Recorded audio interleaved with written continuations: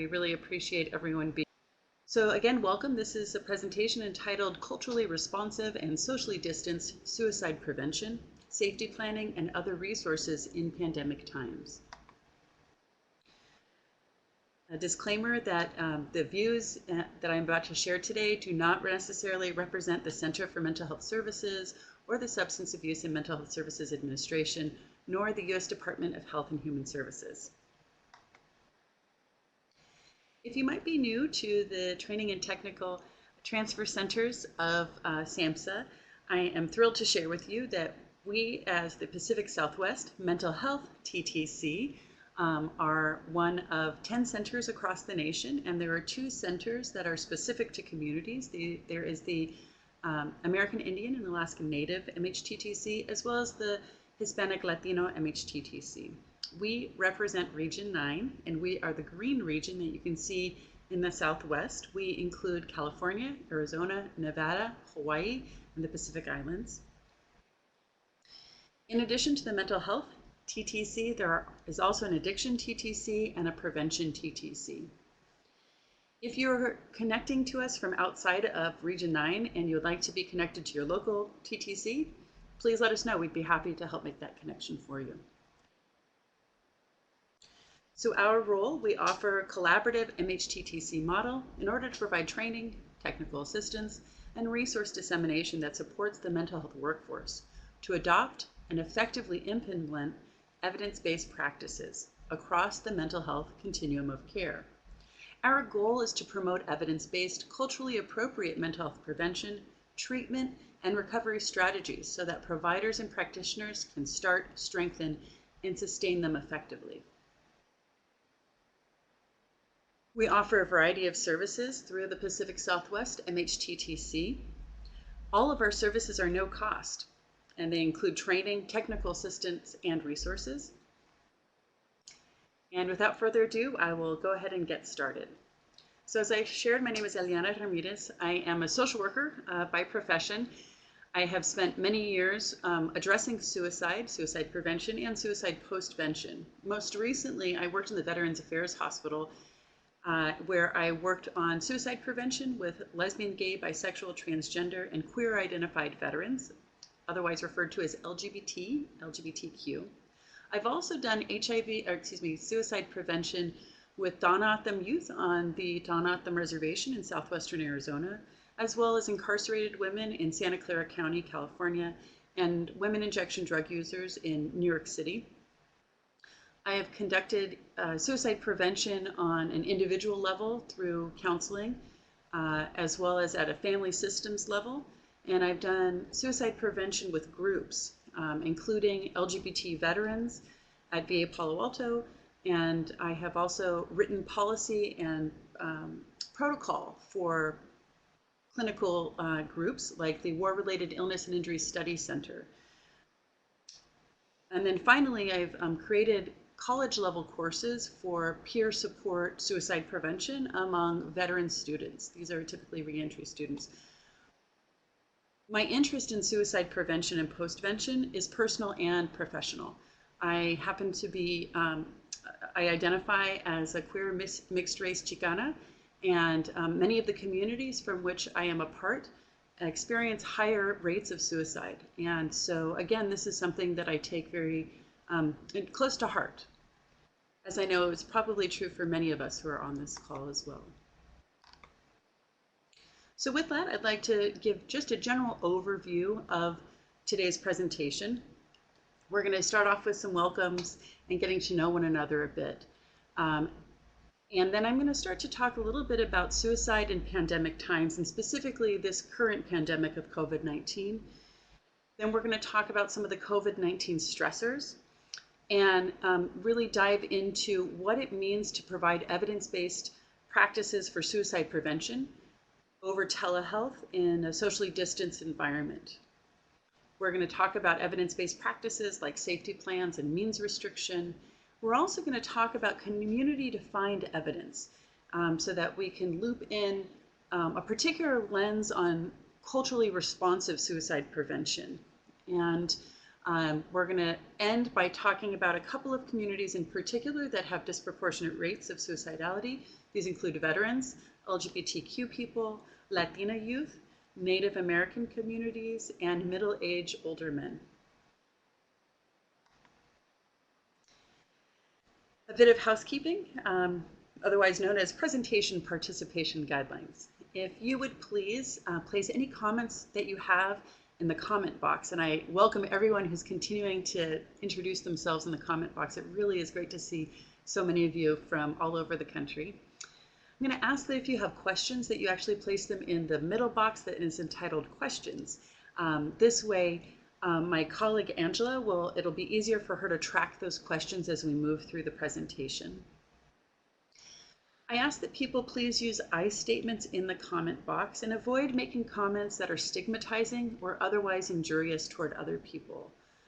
I just want to acknowledge that many of us are kind of maxed out right now. We're all surviving a global pandemic. Many of us are doing direct practice and helping support our clients who are themselves experiencing oftentimes increased mental health challenges due to the pandemic. And many of us are also people of color and are experiencing higher levels of stress also based on not just the racial trauma that has been happening over the course of our lifetimes, but the organizing, anti-racism organizing that's been happening in society as well, is resulting in increased stress as well for folks. So I just especially want to invite people to try and engage in the comment box with a particular attention to how our comments might affect other people. This is a tricky one because many of us are working from home where we might have children or dogs or cats or many other things that are going on in our lives. But to the extent possible, I would like to invite you to please try to avoid multitasking during this presentation. It can be difficult content, admittedly, and the more that we're able to really focus here on this presentation rather than sending text messages and emails, I think that it'll be a better outcome for everyone to the extent we're able to do that. And then finally, as I mentioned, COVID-19 and suicide are painful topics. Self-care is essential. I do invite you to please access support as needed. And this is the caveat that, of course, if during this presentation you feel like you need to get some support immediately, please do reach out. I've provided just two options. There are many out there, but the two that I've provided here are the National Suicide Crisis Line. And you can both call and send a text message. And there's also the COVID-19 Crisis Counselors. Again, you can call them or send a text message. And again, for anyone who's just joining us, please do feel free to download the presentation from the bottom left-hand box that's entitled Handouts, where you can find these numbers listed there again.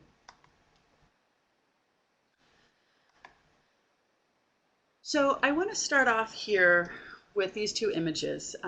Both of them are from social media. In fact, I saw both of them on Facebook.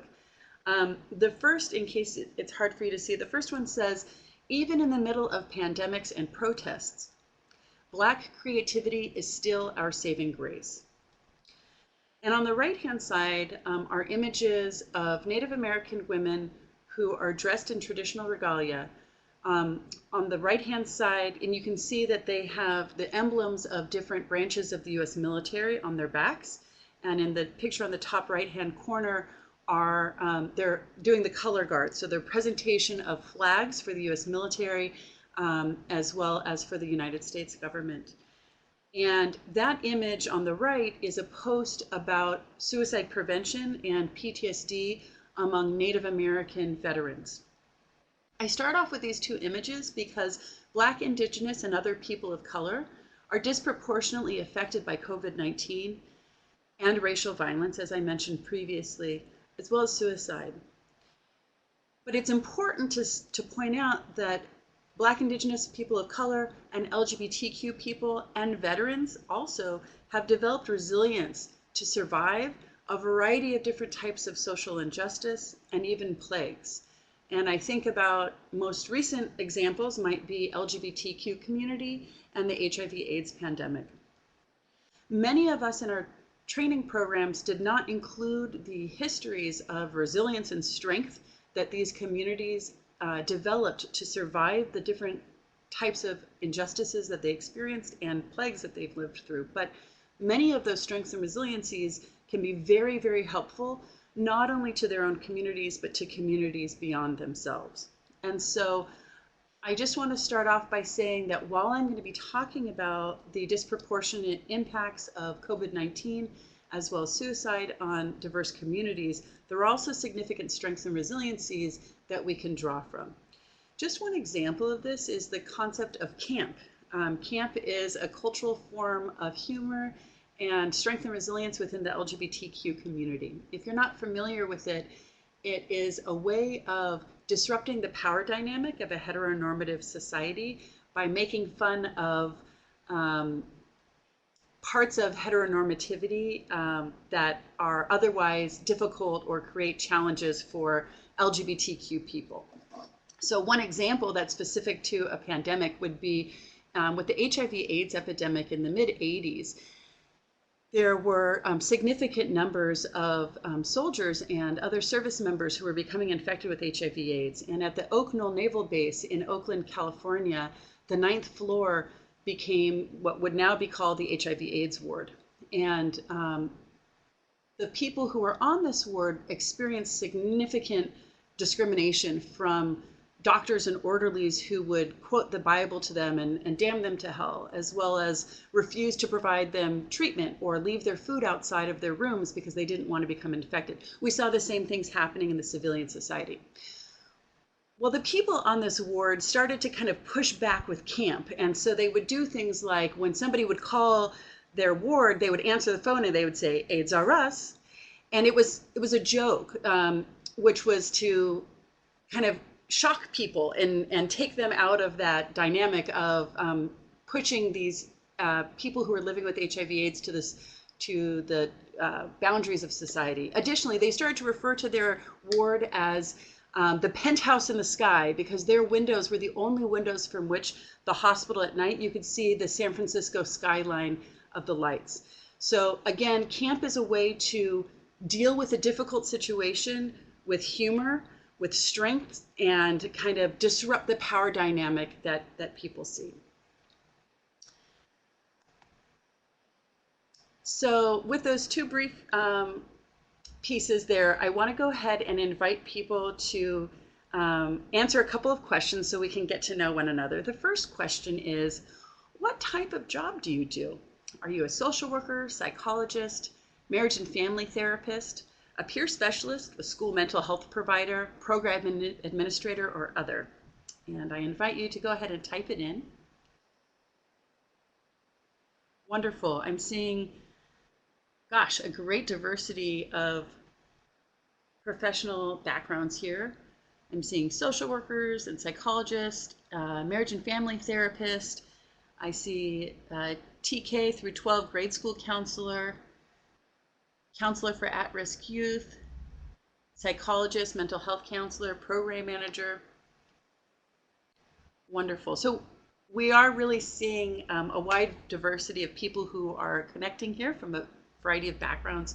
I really enjoy working with interdisciplinary audiences, and I think that brings up a great diversity of strengths and knowledge bases. And so I invite you throughout this presentation to share in the comments box any cultural strengths or resiliencies that you're aware of with the clients that you work with, and any distinct strengths that come from your discipline, whichever profession it is that you might work from. And I'm especially welcoming of feedback from our peer specialists who might be joining us today. I think that peer specialists have a unique perspective that can especially be helpful in times of pandemic crisis like we're living in. Many of us who come from licensed clinical backgrounds were taught that we had to have a very clear division between the personal and professional and private. And for many of us, working from home is challenging that divide. Additionally, many of us are having to deal with the stress that we're living through this pandemic while we're also being present to the clients that we serve who are also dealing with the stress, of course, of living through the pandemic. And I think peer specialists, because their training involves being thoughtful about how to use their personal experience in an appropriate way with clients, could really teach a lot to the rest of us who come from psychology or marriage and family therapy or psychologist backgrounds, social workers, who are maybe not trained as much about how we can use appropriate use of self. So with that, thank you very much. We'll move on to the next question. Does your agency have a suicide prevention protocol for the COVID-19 pandemic? For example, a plan for who conducts suicide assessments, which assessment tools to use, and what to do if suicide risk is identified? And I see the answers coming in here. Thank you. I'm seeing people are answering yes, no, I don't know, not applicable. Okay, so far it looks like we've got 56% who are saying yes, about 30% are saying no, 8% I don't know, 9% not applicable. Okay, thank you very much. So we will keep moving on here. So I really want to thank the over 100 people who answered questions that we had sent out with our registration email. I was very interested to know a little bit about what your learning needs are and what you're most interested in getting from this presentation. And so I'm just going to share back with you what I learned from your feedback. So first of all, about half of the people who responded, about 37%, said that they've received a little bit of training on suicide prevention. 40% said they received a moderate amount of training. 17% had said that they had received a lot of training on suicide prevention, evidence-based practices, and about 5% said they had not received any training. In terms of how prepared respondents feel to teach clients or mental health consumers skills they can use instead of acting on suicidal thoughts, 64% said that they felt somewhat prepared. About 20% said they felt very prepared, and about 16% said they did not feel prepared. The next question, have you worked with clients or mental health consumers experiencing suicidal thoughts or behaviors? And 83% said that they had, 11% said no, and 6% said they were not sure. In terms of the types of information that people were most interested in receiving from this training, there was significant interest in how to conduct assessments, suicide assessments, especially over telehealth, how to manage suicidal crises over telehealth, strategies to avoid engaging in suicidal behavior, COVID-19 and suicidal risk, culturally responsive suicide prevention, and the very end, and this was very interesting to me, the topic of least interest was means restriction. But as you'll see in subsequent slides, people are very interested in learning evidence-based practices for suicide prevention. And means restriction is one of the most important evidence-based practices that is available. And it's what we might consider to be kind of a low-hanging fruit, because if we restrict means to the most lethal types or the most lethal ways that people try to take their own lives, which is through guns, then we can make a huge difference in suicide prevention. So even though that was said to be the topic that people had the least interest in, because they also said they're interested in the types of suicide prevention that we can do over telehealth, I'm also going to spend some time there as well. I asked this question, what is the most difficult part of working with clients who have experienced suicidal thoughts or behaviors? And I've separated out the answers by general mental health on this slide, and the next slide is from school mental health. And part of what I noticed is that a large number of people talked about feeling concerned, worried, if they've done or said the right thing, whether or not they've provided the right resources to clients, whether or not they provided the right coping strategies. And there was also a significant number of people who talked about difficulty managing their own feelings, like anxiety, fears. It might be about whether or not they did what was most needed by the client, or whether or not there might be some challenges with liability issues. A number of people talked about the difficulty with hospitalizations for suicidal crises.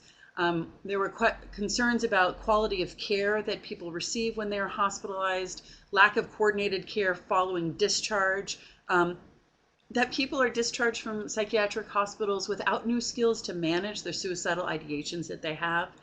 And then a number of comments around people who have chronic suicidality.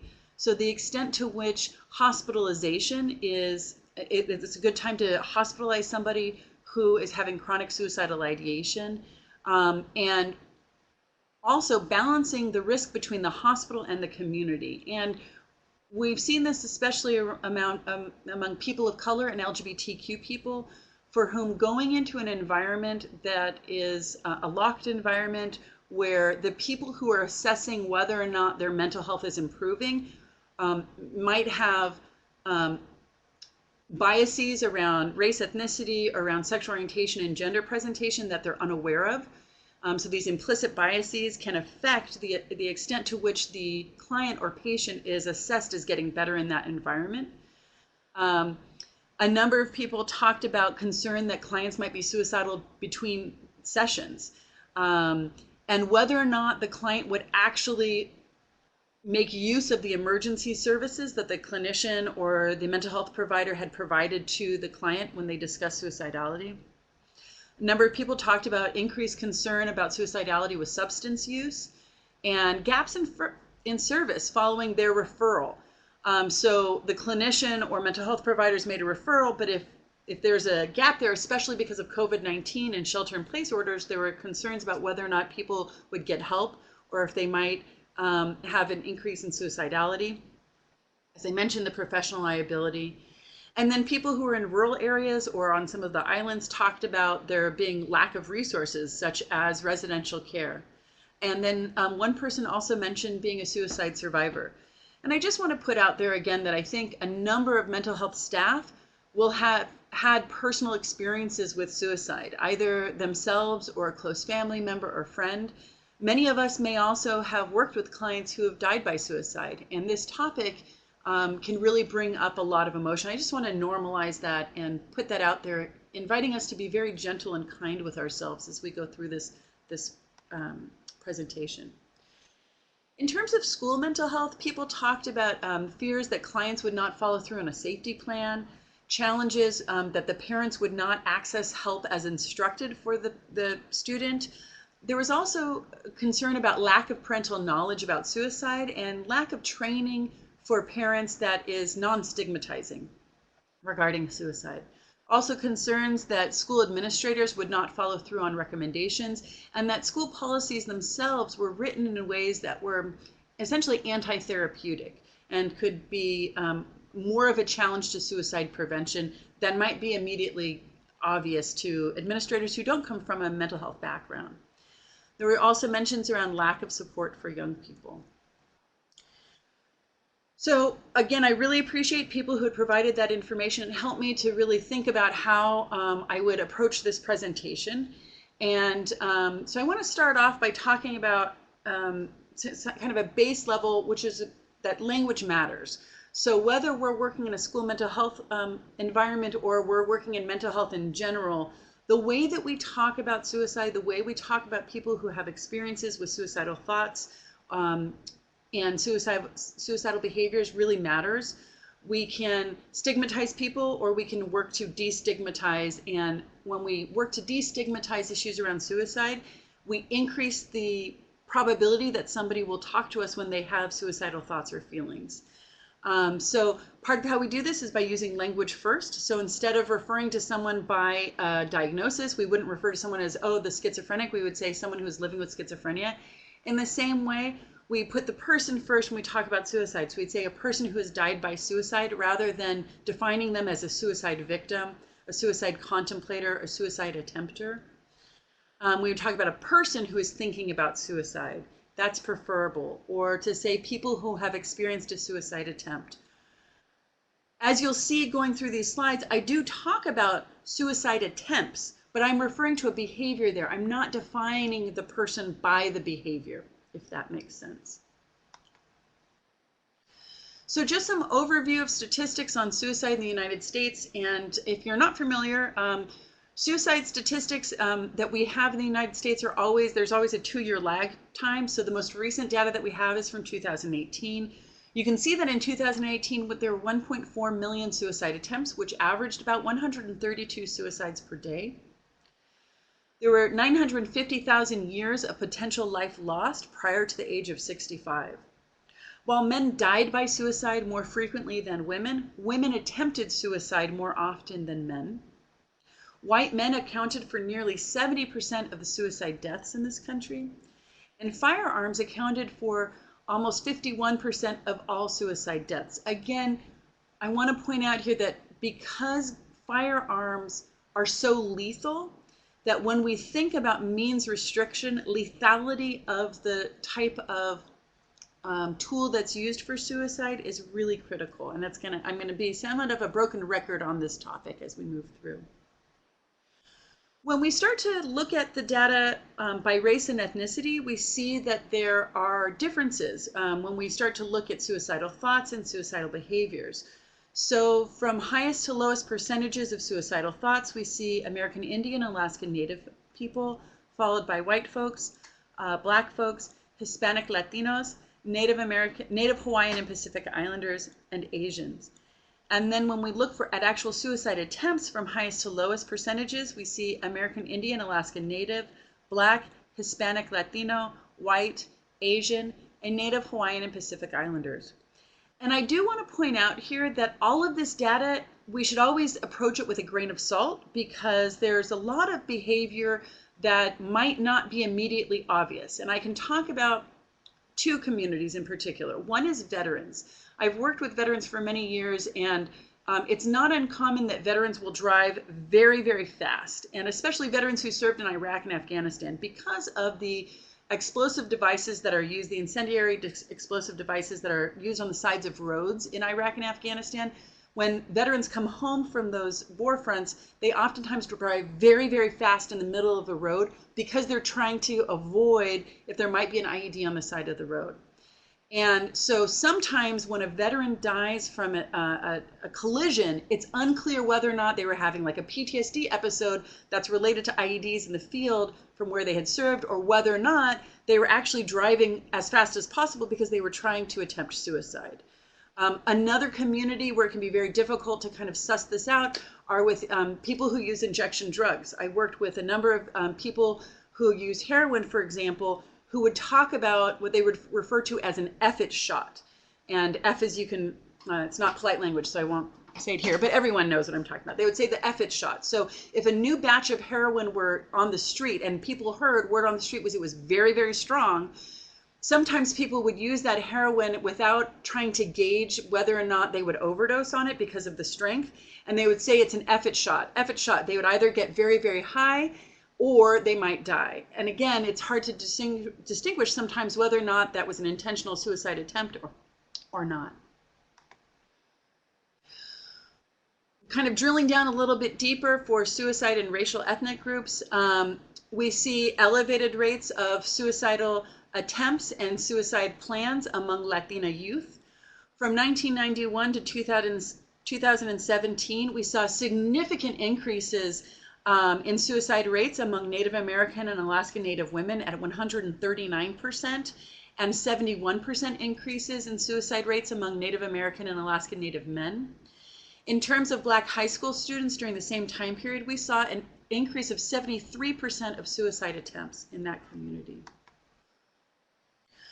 Continuing on, suicide in diverse groups in the United States, we see very high rates of suicide among veterans. It's 1.5 times higher for veterans than for non-veteran adults. And among LGBTQ youth, we also see very high rates of self-harm, 48% higher among lesbian, gay, and bisexual youth, and 60% higher among transgender and non-binary youth as compared to heterosexual and cisgender youth.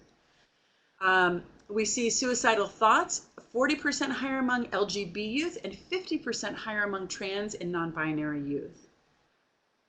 Importantly, right now with COVID-19 and shelter-in-place orders, 1/3 of LGBTQ youth who are sheltering in place at homes with unsupported family have an 8 times higher suicide risk than other LGBTQ youth who are sheltering at home with families who are supportive of their LGBTQ identity.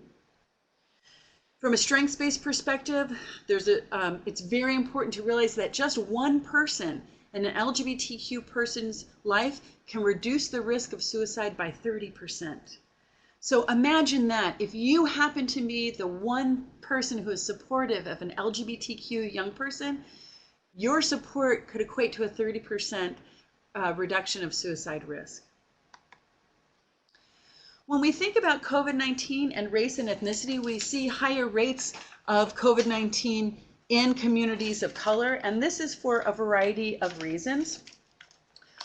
One has to do with living conditions. So we see in densely populated areas that whether it's residential housing segregation or multiple generations living in a small apartment, or overcrowding in tribal reservation homes in Alaska Native villages, that can relate not only to an increase in spread of COVID-19 among family members, but also it makes social distancing very difficult, if not impossible. So if somebody becomes infected, how do they quarantine for themselves from the rest of the family? We also see from the living conditions where there's pollution, so whether it be polluted water or pollution like air pollution, we see increased rates of asthma that are related to COVID-19 infections, or if the water itself is toxic, or if people don't have running water in their home, how are they to wash their hands regularly, which is a key cornerstone to COVID-19 prevention. Additionally, there's difficulty accessing personal protective equipment, otherwise known as PPE, and medical care in many communities that are either rural communities or inner city areas as well. There's also overrepresentation in jails, prisons, homeless shelters, and detention centers among communities of color. Additionally, communities of color are at higher risk of COVID-19 because they're oftentimes essential workers. So whether they're working in healthcare, meat packaging plants, grocery stores, fast food restaurants, or factories, they're working in environments that have high exposure rates. They might be working in jobs that do not afford sick leave. They have no health insurance, or perhaps they have an undocumented status. Additionally, we're seeing higher rates of COVID-19 among communities of color, in part due to pre-existing conditions, such as diabetes, sickle cell anemia, asthma, high blood pressure, and cigarette smoking. Many of these are also associated with communities of color as well. When we start to look at the actual hospitalization rates by race, ethnicity, we continue to see disparities by race and ethnicity. And I just want to step back for a second and remind us all that race and ethnicity are socially constructed categories. There is nothing inherent genetically about people of color that should put them at higher risk for COVID-19. Rather, it is the socioeconomic status, it is the discrimination that happens at a systemic level that can relate to higher medical challenges, for example, those pre-existing conditions that I just mentioned that make for worse complications with COVID-19, either risk of infection or actual presentation of the COVID-19 illness, and the need to be hospitalized. When we think about what do we know about COVID-19 and suicide rates, well, not much, because as I mentioned before, there's about a 2-year lag period. But we are seeing that there's a reduction in people who are presenting in emergency rooms with suicidal ideation. We should not, however, interpret that lower presentation in ERs as meaning that people are having less suicidal ideation, but rather perhaps people are avoiding emergency rooms because the wait time is really long given COVID-19 patients, or perhaps they're trying to avoid ERs because they're trying to avoid exposure to COVID-19.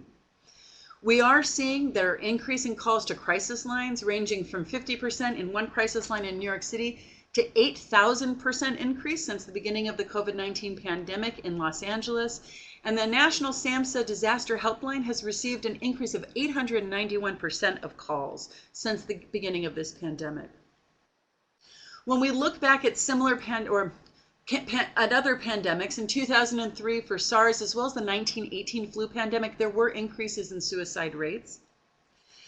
And there's a projected increase in what's been called deaths of despair. So these are deaths that will be related to alcohol and drug use, as well as suicide and COVID-19. And they're projecting anywhere between an increase of 27,644 additional suicides to 154,037 additional suicides. What are the factors that might account for this massive difference? Well, they have to do with things like, how long does the pandemic continue?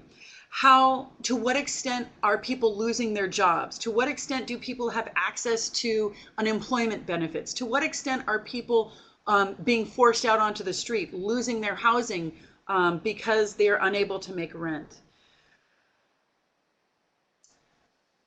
We do see, when we start to think about other major disasters, that we saw decreased suicide rates, for example, following 9/11. But we think that that might have been due to an increase in shared support that was following the crisis. SAMHSA provides us with this chart. This is a chart that shows community phases of disaster. We might think about this like the fires that happened in California in the last several years. There's kind of like a pre-disaster period, and there's an increase in stress that happens with the disaster, the impact of the disaster, we go down, and then we start to go up with the heroic response that we have on an individual and community level. We might hit a honeymoon plateau, but then there's this major crash with disillusionment as the reality sets in for all of the ways that the crisis is affecting people's lives in totality. And about a year from the disaster, things start to get a little bit better. And that's when reconstruction starts to happen. Well, this model does not work and does not fit for COVID-19 for a couple of reasons. One is because, as we've seen already in the United States, the disaster is happening in fluctuating periods across the United States. So while we saw really high rates in New York City initially, and the hospitals were being overwhelmed there, they were able to get their rates down lower. And in California, at the same period of time, was able to get the rates down lower. But right now, California is going back up again. And so we're having these hot spots across the country. So there's no linear progression, like this model would suggest. Okay, I'm going to take ourselves down for a second. It's a lot to think about COVID-19. It's a lot to think about suicide. It's a lot to think about racial trauma as well. And so I'm going to invite everyone to do a grounding exercise for 2 minutes. This is called a box breathing technique. I share it with you because it's something that I found to be useful in my own life. It's also something that I share because you might work with a veteran or service member at some point, regardless of where you work, unless you're in school mental health. Well, even in school mental health, you might work with the children of veterans or the children of service members. And this box breathing technique is something that's actually used in the military. Part of culturally responsive suicide prevention, as I mentioned previously, is drawing upon the strengths and resiliencies of the culture of the client that we're working with. And so when I work with veterans, I will oftentimes share this box breathing technique and say, you know what, I learned this from a veteran. This is actually something that comes from military training. Other culturally specific messaging that I'll use with veterans is I'll talk about the idea of leave no one behind, leave no soldier behind. That can be applied to suicide prevention as well. So I'm going to invite you to get comfortable in your seat, to please, oh, I see that audio was lost. Can you hear me okay now? I'm going to keep going, assuming that you can. Yes, you can hear me okay. Great. So I'm going to ask you to get comfortable in your seat, please. That means, having your feet in a comfortable position, your arms in a comfortable position. And I'm going to invite you to take a deep breath in to count of 4. Hold it for the count of 4. Exhale slowly to the count of 4, and no breath to the count of 4. You're welcome to close your eyes if you'd like to. If you have your eyes open, you'll notice that I'm going to be moving my finger like a box. And this is helpful for people to remember where they're at in the grounding exercise. Okay, so please take a deep breath in. 2, 3, 4. Hold it. 2, 3, 4. Slowly exhale. 2, 3, 4. No breath. 2, 3, 4. Inhale. 2, 3, 4. Hold it. 2, 3, 4. Exhale. 2, 3, 4. No breath. 2, 3, 4. Last time. Inhale. 2, 3, 4. Hold it. 2, 3, 4. Exhale. 2, 3, 4. Hold it. 2, 3, 4. Okay, so for folks who did that exercise with me, thank you so much for doing that. I invite you to enter into the comments box if you notice anything different about how you're feeling in your body right now, or how your emotions might be feeling. With taking a moment. It really didn't take that long, 1.5 minutes, 2 minutes tops. Oftentimes, I see some people are writing in feeling a little bit calmer, shoulders might be relaxed, feeling more relaxed. A large part of suicide prevention is being aware of the stress level and catching that stress level before it becomes a crisis. And this grounding technique through box breathing can be done anywhere at any time. I appreciate, let's see, who was it? Kelly just said that Kelly's feeling calmer and more focused. And I think that's an important piece as well, because when we start to get into a crisis mode, we downshift from our cerebral cortex, which makes it difficult for us to think, to plan, and to make decisions that we would make when we were otherwise calm. So again, the calming exercise helps us not only to feel more comfortable in our bodies, but it also helps us to make better decisions and to be able to focus on the task that's at hand in front of us. Okay, at the risk of bringing the stress back up there again, now I'm going to talk about COVID-19 and stress. So this is not going to be news to anyone because we're all living this. But of course, there is what some people, Riger, Stanley, and Joyner, have referred to as a perfect storm for suicide mortality with COVID-19 and stress. We're seeing isolation and a disrupted sense of time, normalcy, and loss of control. We're seeing that media coverage is making for an incredible bath of stress constantly, depending on how much media we're consuming. We're seeing in the media reports of a worsening pandemic. We're also seeing misinformation. Initially, we were told that we should not use a mask. And of course, wearing face coverings are now a major part of COVID-19 prevention. We're seeing different pieces of information about whether or not a certain substance can suddenly clear our bodies of COVID-19, or other pieces of misinformation.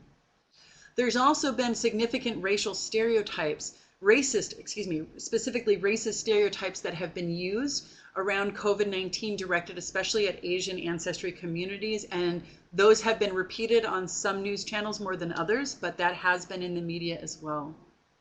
There's significant economic stress, both on an individual personal level as well as at a mental health agency level. So for our clients, we're seeing clients who are losing their jobs. We're seeing, as I mentioned before, loss of unemployment benefits. Right now, people are still waiting to see whether or not the moratorium on evictions will continue into the future. There's also the digital divide. So as schools started to close the brick and mortar to start up virtual online learning, for families who don't have internet access, for families who don't have a computer, or for families where there's one computer and many people have to use it, that there's economic stress about whether or not their kids are able to continue to progress in school as well. From a mental health service perspective, for agencies that are dependent on Medicaid funding, we're seeing, due to the close of mental health brick and mortar shops as well, that there has been a significant impact on the delivery of services, which then impacts whether or not people or programs are receiving the funding that they had counted on vis-a-vis Medicaid. We're also seeing mental health agencies really struggling, who have moved to telehealth, for example, but they're working with clientele who don't have access to reliable phones, or maybe don't have access to the internet. And the funding sources for those programs nobody included when they first wrote the grants that technology should be a part of what could be paid for by the grant. And so our mental health agencies are suddenly scrambling, trying to figure out, well, sure, we can move all of our services to telehealth, but will our clients actually even be able to access them? There's significant distress reactions. We're seeing disrupted sleep, and insomnia has been shown to increase suicide risk 2 to 4 times for the general public, and 18 times for those who are living with mental health challenges.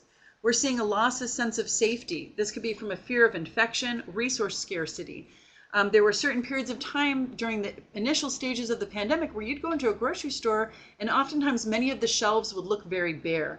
And the messaging that we got again from the media was that there might be food shortages. In fact, that was not the case. The case was that there was a delay from the production of getting the food from the fields or from the factories or what have you into the grocery stores and then restocking the shelves in time. But the way that that was presented to the public was that there might have been food shortages. So that resulted in a lost sense of safety and a distress reaction.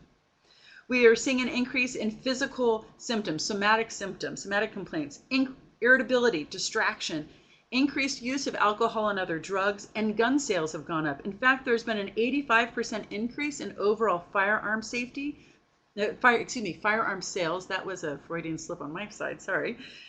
So there was an 85% increase in firearm sales and 91% increase in handgun sales since March 2020 compared to March 2019. And guns at home triple the odds of suicide. We see COVID-19 psychosis. So we're starting to learn more about COVID-19 on the body, and as an inflammatory disease, when the inflammation is around the brain, this is relating to COVID-19 psychosis. We also see post-ICU syndrome. So this is ICU stays in general can have this outcome, and we're seeing it as well with people who survived COVID-19 who lived through an ICU. So post-ICU syndrome includes increased risk of post-traumatic symptoms from 19 to 39%, increase in anxiety 23 to 62%, and depression 17 to 43% following physical recovery.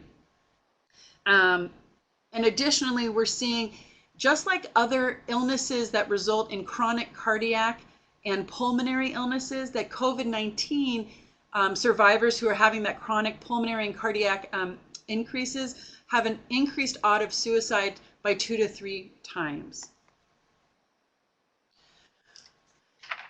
Based on COVID-19 and our need to stay socially distanced from one another, we're seeing complications for dying and grieving in isolation.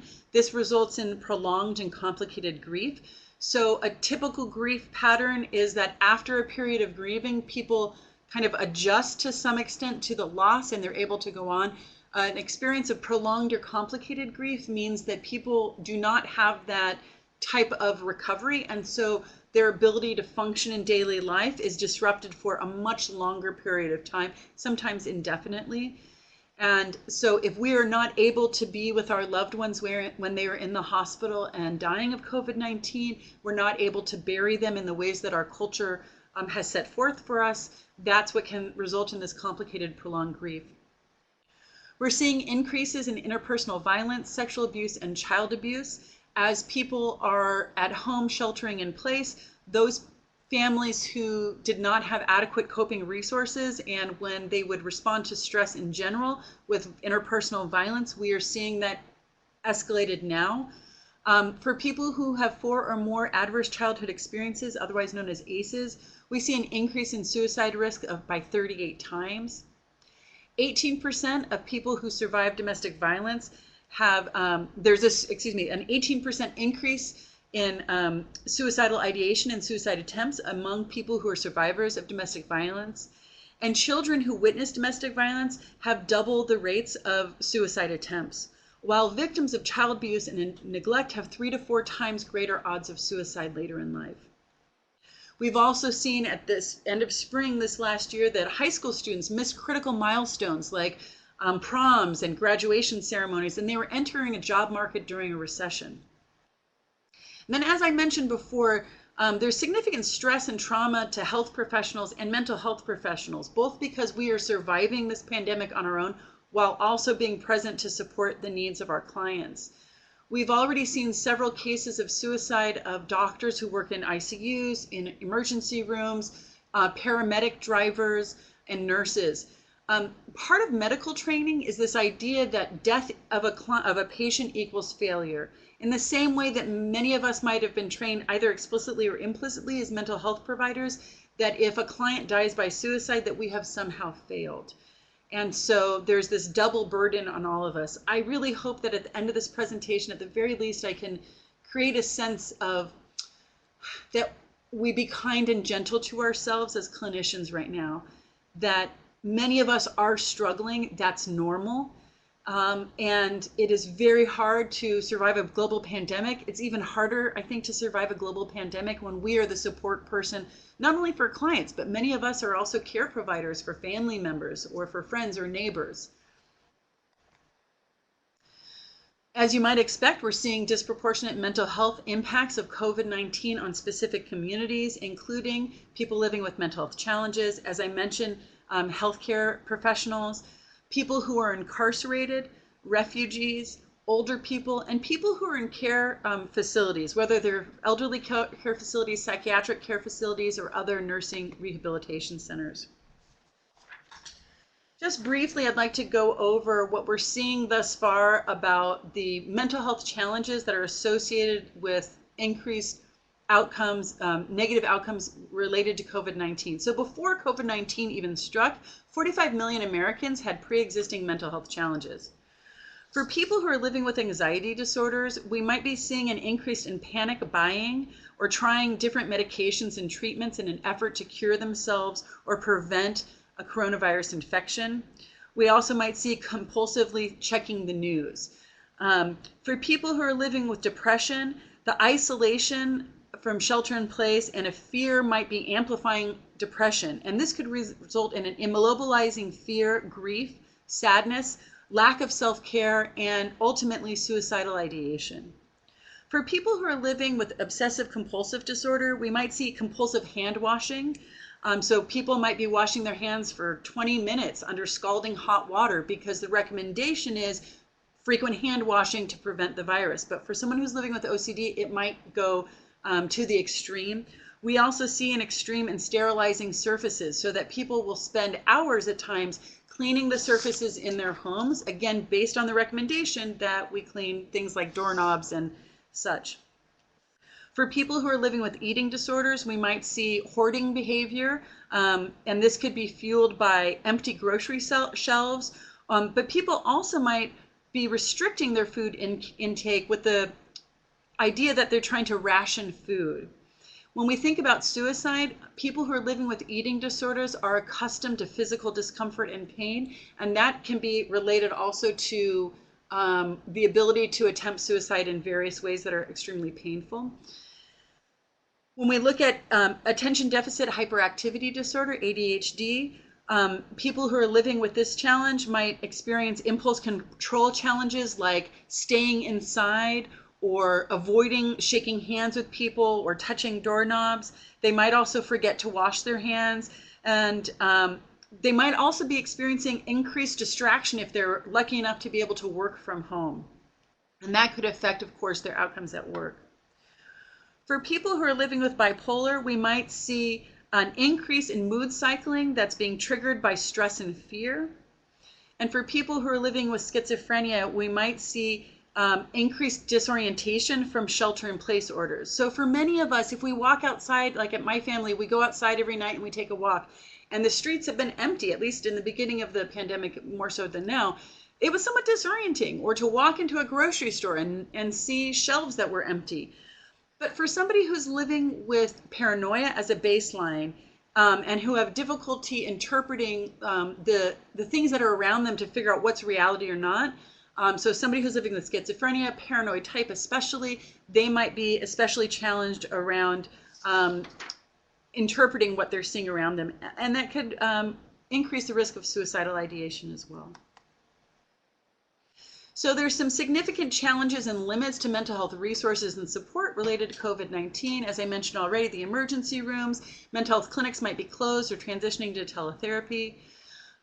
Many of the social events and locations that people might have used for buffering or distracting are not accessible to them right now. So for example, if you look at the bottom of this slide, some of the places that people would receive self-help support. So it might be 12-step fellowships like AA or NA groups, or a self-help community center for peers who are living with mental health challenges, powwows for folks who are Native American, or veterans of foreign war, VFW halls for veterans, LGBT community centers. Most of these self-help places or community environments were in person.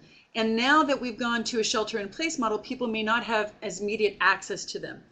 I want to point out to you, and again for a plug to download the slides when you have a moment, that those things that are in the blue underline, that's a hyperlink. I've actually been able to find many alternatives in a virtual space. So that I've found AA and NA groups that your clients can access, or that any of us could access, frankly, online, and so on. Importantly, staff who historically would identify early symptoms, so we're talking about our school counselors or school mental health staff or an employee assistance program, these folks do not have, they're not able to see students, families, employees as regularly, so they may not be picking up on the warning signs that they would see when we were all in person. One of the things that I'm making a point to share with you all during this presentation are a variety of apps for smartphones. The first one here is a COVID coach app. This is something that was created by the National Center for PTSD through the VA. This is a really, I think, interesting app that was created. I really appreciate all of the folks who created this so quickly, but this app is really helpful for people to manage the stressors that they're living with on a daily basis that are specific to COVID-19. So the tracker can help people to check their moods, to measure the growth towards personal goals, to visualize progress over time, and education about coping during the pandemic, tools for self-care, and how to improve emotional well-being. So I'm going to stop again and take a moment to do another poll. This question is, have you conducted suicide prevention over telehealth? And your options are yes or no vote. Perhaps it's not applicable. So thank you so much. I'm seeing people very quickly entering their responses. I'm asking this poll question right now because we're about to start to move into that phase of talking about suicide prevention over, you guessed it, telehealth, and making it specific to our COVID-19 pandemic environment.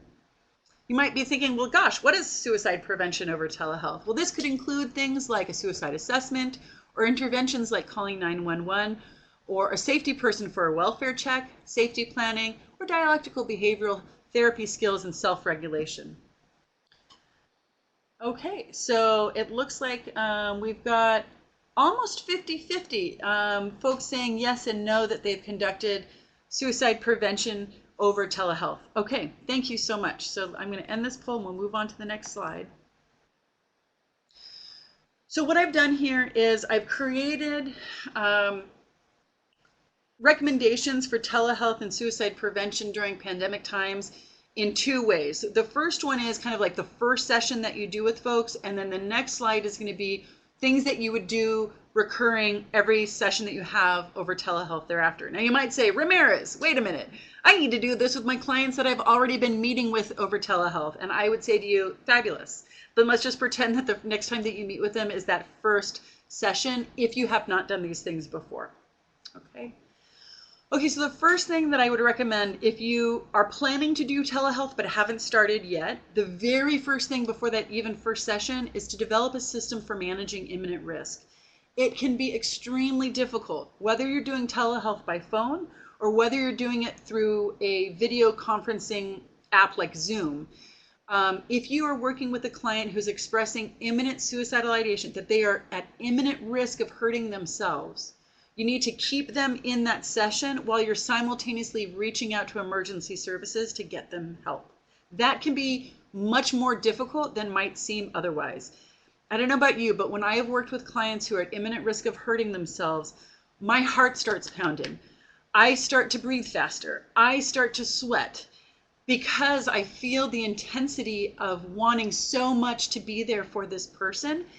And so physiologically, I'm starting to react in the crisis as well. And it's very difficult over telehealth to keep the client engaged while reaching out to those emergency services. So I just encourage you to figure out your plan ahead of time. And this is specific, like you do telehealth, you always have a phone next to you. You do telehealth, you always know how to immediately contact emergency services in the city or town where your client is located. Because if I am working with a client, for example, who's in another state, and I pick up my phone and I dial 911, I'm getting my local emergency services, not the services where the client is located. Now, after I figure out how to do this, this dance essentially by keeping the client on the phone or in telehealth and then also reaching out to emergency services, I want to practice it. And I'm going to do it several times. I recommend doing that with a colleague. Okay, once you have that all figured out, in your first session with the client, I encourage you to start off asking where they're located and write down the phone number on a piece of paper. Because again, if you should lose access to internet, you're going to, or excuse me, if you, for some reason your computer crashes, you don't want the phone number to be locked in the computer. You wanted to have it on a piece of paper. You're going to want to explain to them your crisis management, potential crisis, and lost connection protocol. So crisis management. Over telehealth is different than in person, right? So similarly to in person, a client could say to me, Eliana, I'm gonna kill myself now. That's a very clear imminent risk immediately now. Okay, I need to explain to my clients if I hear that or anything that makes me think that they are at imminent risk, what I'm going to do. Potential crisis is a little bit trickier. Potential crisis is like, you know, when we're meeting with somebody face to face in the session and they might get ticked off and stormed out of the room, I can always follow them out to the parking lot to see if they're okay. In telehealth, if somebody gets ticked off and they storm out of the Zoom session, and then I call them to see if they're okay and they don't answer the phone, I don't know whether they're just sitting there looking at the phone and cursing at me or if they are actually in the process of injuring themselves. So what I tell my clients over telehealth is, look, if you storm out of this telehealth session, I'm going to call you back. I'm going to try 2 times. If you do not answer the phone, one of those 2 times, I have no choice but to assume that you are an imminent risk, and these are the things that I'm going to do at that point. It's not meant to be punitive, but it is meant to explain to the telehealth client that the risks are different, and this is how I, as a clinician, have to manage the difference in risk vis-a-vis if I was in person with them. Then the last part is a lost connection protocol. So let's say there's an interruption to internet service or something, and I don't think it's because the client stormed off. I need to let the client know, look, I'm going to contact you. Please don't try and call me, because if we're trying to call each other at the same time, we could end up with a whole bunch of busy signals. So just letting them know what the process will be if we lose connection. During that first session, I really encourage you to assess self-harm, not only for right now, but historical self-harm.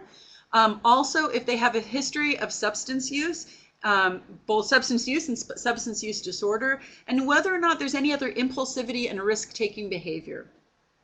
I encourage a suicide assessment and providing crisis line and self-help resources, irrespective of what you find when you do that assessment, because in COVID-19 pandemic world, as I'm sure many of you are experiencing, things can change very quickly with our mental health.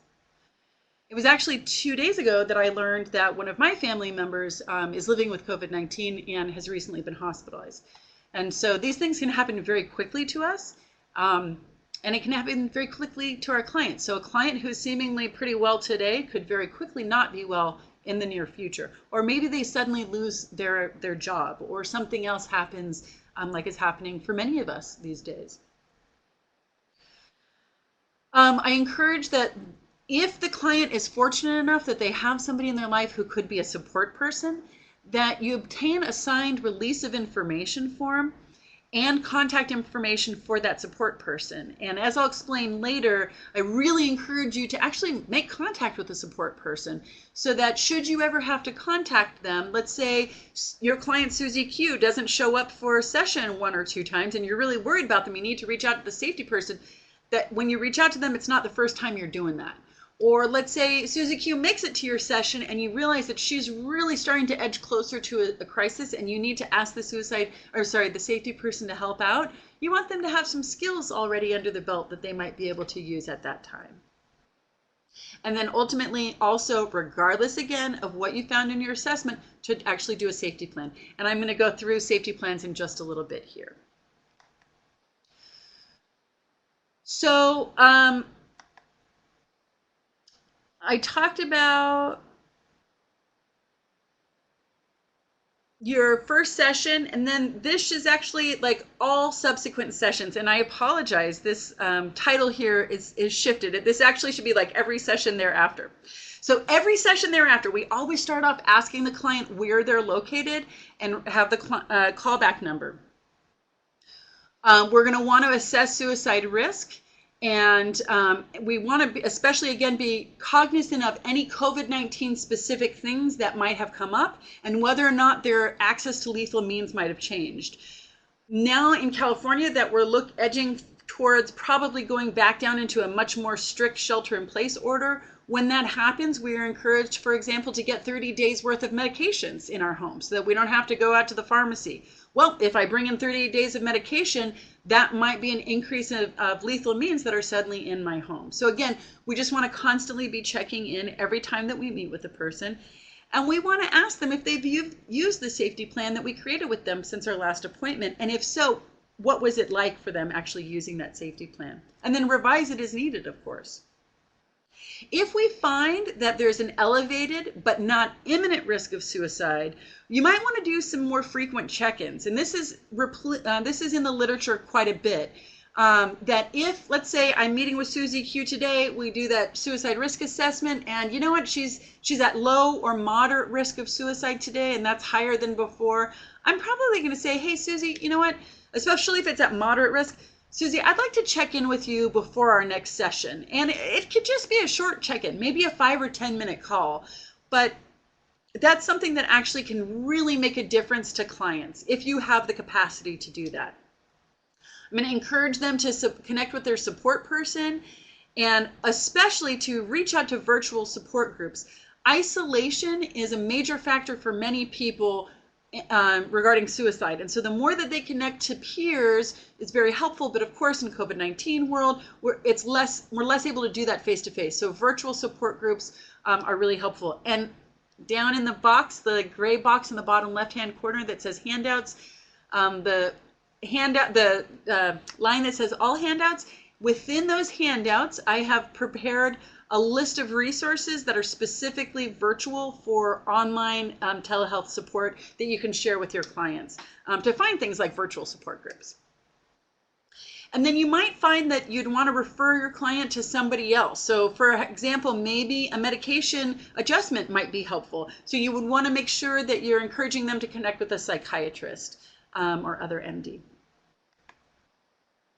So I mentioned to you that if your client is fortunate enough to have someone they could list as a support person in their safety plan, that you would want to actually reach out to them. And the way that I do is I say, Susie Q, I'm so glad that you said Joan, your friend Joan could be your safety support person.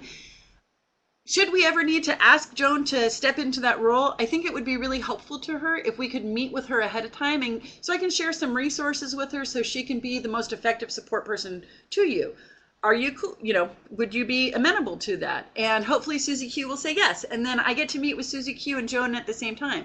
Or maybe Susie Q says, sure, Dr. Ramirez, you can do that, but I really don't want to be a part of that discussion. Okay, fine.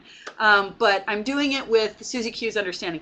I do the same kind of thing if I ever need to call the crisis line, by the way, when I'm with a client. I'll say, you know what, I'm feeling like I need to call the crisis line right now to get extra support for you. Would you like to be a part of that call? And then I'll do a 3-way call. And it's a good idea to figure out ahead of time on your cell phone, if you're using a cell phone, or if you're making a call via your computer, how to do a conference call so that you could have your client and the crisis line connected at the same time should you need to do that, or your client and their support person. But okay, fast forward. Let's say that I'm on the call with Susie Q and her support person, Joan. I am providing to Joan crisis line number. And by the way, there are multiple crisis line numbers. For LGBTQ clients, whether they're children, youth, or adults, there are a variety of crisis lines that are specific for them, like the Trevor Project for young people, the National LGBT Hotline for youth and adults. There's a SAGE hotline for elder LGBT people. For veterans, there's the National Crisis Line, but it's 1-800-273-8255, but you dial 1 to speak to someone who's specifically trained to work with veterans. Okay, so I provide a crisis line that's specific to the client. I'm explaining to the safety person when to call. Guess what? You do not have to have a client who's in suicidal crisis at this moment to call the crisis line. And I've done this with veterans where I'd say, gosh, I'm feeling like things are getting a lot more challenging. Let's call the crisis line. Let's not wait till it's an actual suicidal crisis. Let's call now. And then I'm explaining to this safety support person how to call with or without the client. Again, I'm telling them it's great if you feel like you need to call the crisis line to do it with your friend Susie Q. If Susie Q is unwilling to do it or you can't get a hold of Susie Q and you call alone, that's fine. But if you feel like a crisis line needs to be called, call it one way or another. I'm providing the completed safety plan with means restriction, which I'll get into in a little bit, and self-regulation strategies. So these are things like the box breathing and other things that can help the body to slow down from that crisis mode so that people can make more sound decisions. Importantly, I'm providing to Joan a psychological or emotional first aid app. And very briefly, if you haven't heard of what this is, most of us walk down the street. We get a scrape on our leg. It's bleeding. We know that when we get home, it's a good idea to clean out the wound and put a Band-Aid on it.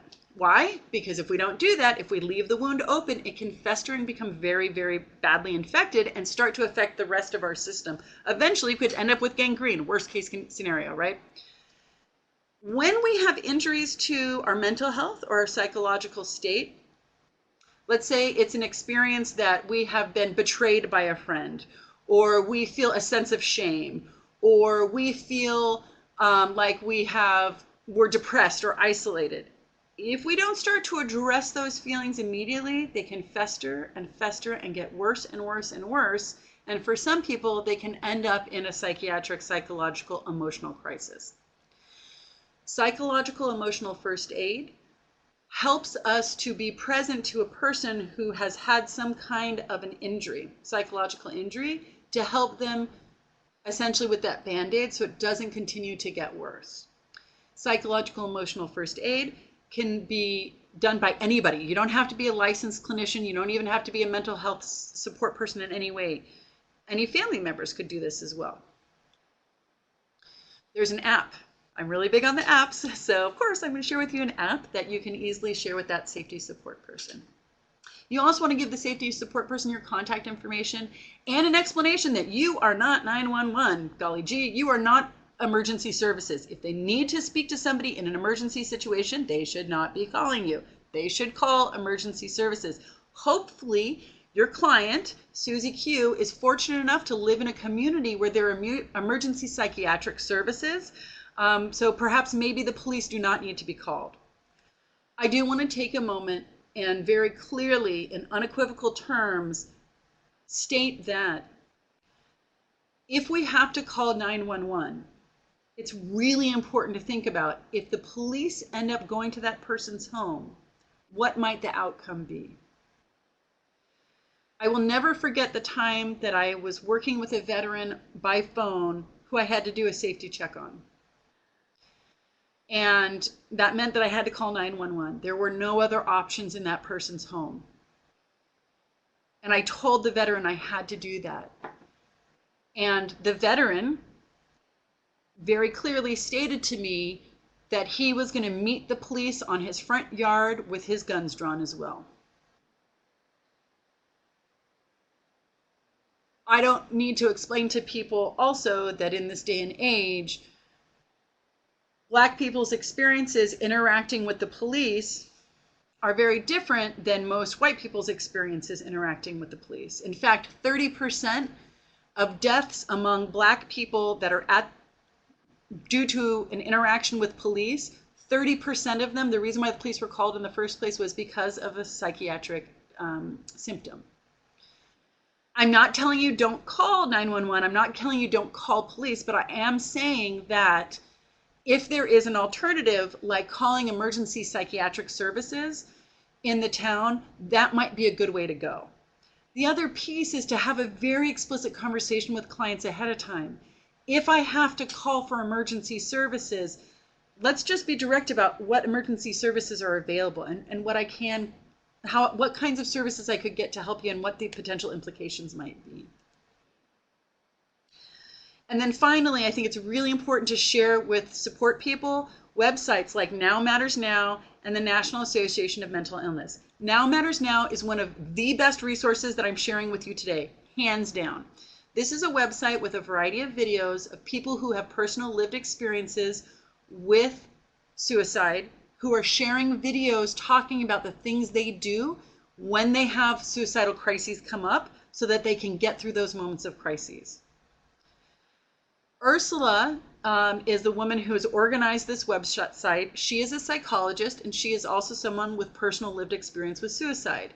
And she includes a variety of videos on this website that include dialectical behavioral therapy skills, DBT skills, that help people to get through crises moments. And when I think back to those of you, the 107 of you who get A++s for completing the needs assessment, learning needs assessment, thank you, that I had sent out, many of you asked for strategies, skills that could actually be used by clients in the moment when they are in crisis that could be used instead of acting on the suicidal behaviors.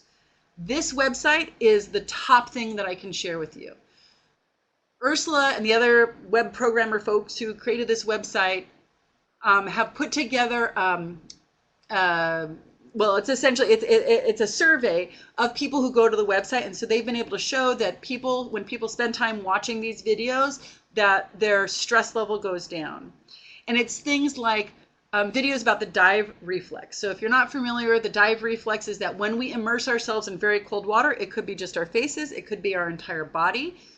Very quickly, we start to self-regulate, and it's our breathing starts to slow down. Our heart starts to slow down. We move from a state of really high agitation, be it anxiety, anger, sadness, and we start to self-regulate and come into a more even keel moment. And in fact, Ursula has a video that's called, I think it's called like water therapy or something like that. And what she does is she's recording herself. She just has a very stressful day. Her hands are shaking. She just read an email that really upset her. And she draws a very, very cold bath. And she gets into the water and she's doing biofeedback. So she's using her Fitbit on her watch to regulate her heart rate and I think maybe her oxygen levels as well. Anyway, as she gets into the bathtub and she's talking the whole time. So you're hearing her read off how her heart rate is slowing down. And you can hear her starting to calm down as she's in the water. It's amazing. She also has videos of working with a client next to her where they both take tubs of water with ice in it and they put their faces in it for intervals of 30 seconds. And they talk about how it's helping them to calm down and self-regulate. So if you have clients who would be open to trying this, but they don't have bathtubs or a swimming pool, this would be an alternative they could use as a tub of water. So there are a variety of skills that people can use in the moments to help themselves calm down, because ultimately, suicidal crises are typically time-limited periods where the person's coping strategies have been overwhelmed. And the brain is essentially misinforming the person that the only option to manage those overwhelming feelings is to die. If we can get somebody through that crisis period, the thing that made them feel that way in the first place may not have changed. They may not have suddenly gotten a job. Their family member, of course, will still be in the hospital with COVID-19, whatever the thing is. But if we can get them through that period when their body was so revved up that they couldn't think beyond suicide as an option, then oftentimes they will feel a little bit different later. What I oftentimes tell my clients is, No feeling is final, except with suicide. And for clients for whom it seems like this might be okay to say, I'll tell them, you know what? That bridge is always going to be there tomorrow. If you can hold off on making the decision today until you're in a place where you make a decision when you're really calm, that oftentimes can be really helpful, because what we know from people who have survived suicide attempts is that oftentimes they will tell us later that as soon as they made the attempt, they had a sense of regret, that they wish they hadn't done that. They didn't actually want to die. They just wanted relief from the overwhelming pain they were in. And at that moment, again, it seemed like suicide was the only option. National Association of Mental Illness website is another really important website to share, because there are incredible resources for family. There's a family-to-family program, for example, where parents can learn about mental health challenges and resources to support their kids. There are support groups that are online and a variety of other amazing resources. So these are great things to share with a support person. Here I've provided some telehealth suicide prevention resources. I'm not going to spend too much time on this because I invite you to get in there and download this presentation for yourself. So when I started to think about it, like, okay, you know, what do we have available to us right now as clinicians who are doing suicide prevention over teletherapy context and in an environment where we can't be face-to-face with the support people or resources that might be typically called upon. And isolation is such a big deal, both with suicide and with shelter in place. I thought videos are the way to go. So I've curated a number of videos here, pulled them all together, that can be shared with your clients. And it also, if you're maybe in the earlier part of your career, and I saw this from some of the learning needs assessments that I saw, people might feel like they're not sure if they have the resources or experience or training necessary to meet the challenge on the call of the moment when they're present with a client who's dealing with serious suicidality. These videos can be a great place to learn about them. I think they're also really important for those of us who are working cross-culturally to learn about the distinct themes that can come up in different cultural communities. So for example, when working with veterans, it is very common that veterans who are dealing with suicidal ideation will be experiencing a sense of survivor's guilt. This means that maybe they've been in combat and everyone else that they worked with in their platoon died, and they're one of the only survivors, and they then have an incredible sense of guilt that they survived, and they feel like suicide is the only way to deal with that extreme pain. When we look at research with Latina youth, for example, we see that oftentimes there's a stressor between the cross-cultural experiences of their parents or grandparents and the culture from the country of their origin to what the Latina youth is experiencing when she goes to school and in the community, and that the disjuncture between those cultural values can lead to an overwhelming sense of dysregulation. So I put together videos, and then we see also with LGBT youth and adults, we also see, especially with LGBT youth, themes about bullying, hate crimes, rejection and violence from family of origin when these youth come out. And so again, it can be very helpful. And if you happen to have read that article that I sent when you registered, there are some tools that are starting to help us think about these themes that are differences across culture that relate to suicidal ideation and behaviors. So now I'm going to get into, and I'm thinking about our time here, assessing suicide risk. There are several tools that are out there. Today I'm going to talk about two: the Columbia Suicide Severity Rating Scale and the ASK, which is the Ask Suicide Screening Questions. Both of these are evidence-based tools. The CSSRS has been found effective over telehealth. The ASK is something that our governor in California and the state public health department and others are really encouraging us to use as well. They're both free. They're available online. What I like about both of them is that it's very clear, depending on what the answers are by your client, what you should do next. If they're at imminent risk, if they're high risk, for example, looking at the CSSRS that's in front of you, if the person answers yes to the yellow boxes and the orange boxes and the red boxes, that means that they're at high risk. And down here is where there are directions of what you should do, recommendations to manage that high risk. If you're interested in using this tool, but you'd like to find some training on it, there are free videos that are available on YouTube where you can actually watch different people administering the CSSRS. You don't have to be a clinician to use this tool as well. People in law enforcement use it. Teachers can use it. Other family members and friends can use them as well. And this is the Ask screening tool. And there are specific recommendations among if you were going to use this tool with youth during COVID-19 and with adults during COVID-19. And if you were to pull up those handouts from the handout box on your screen right now, I've included kind of a decision pathway that comes from the Ask creators regarding working with youth and this tool. So bird's eye view about suicidal crisis, I explained earlier that this is oftentimes about a person's coping ability being overwhelmed. There are acute moments of stress. Problem-solving decision-making may be interrupted. And right now, especially during COVID-19, their access to support resources and sense of connection may be thwarted. I'm going to step back and say the reason why the Now Matters Now website includes all of these DBT or dialectical behavioral therapy interventions like the cold water therapy is because Linehan, Marsh Linehan, who created dialectical behavioral therapy, recognized that what can happen for people is they need help with emotion regulation. And so, very briefly, I'll explain this.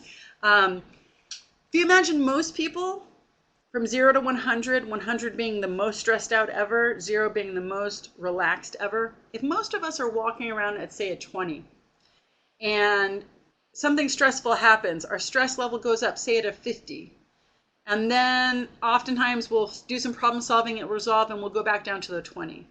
Well, for some people, they're not functioning at a 20 every day, they're actually functioning at an 80. And so when a stressor happens, like COVID-19, they go from an 80 to 95 instead of the 20 to 50. And for the people who start out at an 80, they not only get up to that higher number faster than the people who start out at 20, but it takes them longer to resolve and to go back down to their baseline. And so whether it's somebody who is living with what's called borderline personality disorder, or they're living with any number of anxieties, or also depressions can also do this. People that when that injury, the psychological or emotional injury happens, they end up going up higher and they're upset longer. And because they're closer to 100, that can be why we see for some people they have chronic suicidal ideation. Because remember, suicidal ideation, oftentimes it's not that people actually want to die, it's that they want the pain to stop. So for people who have chronic suicidal ideation, repeated time periods where they think about suicide, it can actually be like a safety valve or a pressure valve for the brain. Because what's happening is they start out at 80 and then they're suddenly at 95 and they can't think about how they can cope. They can't imagine an alternative. And so what happens is the thought of, well, I could always take my life. And that creates a little bit of pressure valve so that they can get through the moment. So I know some of the questions that people asked were, well, how do I know if the client that I'm working with who has repeated suicidal ideation, if today they tell me that they've got suicidal ideation, is it really a crisis? What should I do? I think the recommendation always, no matter how many times they've told us before, no matter how many suicide attempts there have been, if somebody tells us that they are at risk of harming themselves, we have to take it seriously and assume that they actually are at risk. If people say that they are at risk of harming themselves and they're not actually at risk of harming themselves, and they're saying that because they know that it will make you jump, then jump. Because there's no way for us to know whether or not they'll be here tomorrow. We always have to take people at their word. Okay, so another poll. This poll is, do suicide contracts, that is requesting or making the client promise that they will not hurt themselves, do suicide contracts reduce the incidence of suicide? Yes or no? And I asked this question. I did see some people who had completed the learning needs assessment said that they were wondering whether or not, one of the things they worry about in between sessions is that their client promised them that they would not hurt themselves, but they're not sure if the client will keep that promise. So do suicide contracts work? Okay. Spoiler alert, because of the time frame, I'm going to actually go ahead and end this poll here. We got 30% people say yes, 70% say no, and the answer is no. Suicide contracts do not work. In fact, they can create major problems with rapport between the clinician and the client. Clients can oftentimes feel a couple of things. One is, this clinician doesn't actually care about me. They're trying to protect their own liability. They're trying to protect their own tail. Or two, this clinician has no idea how much pain I'm in. And if they were actually experiencing the amount of pain that I was in, they wouldn't be asking this of me.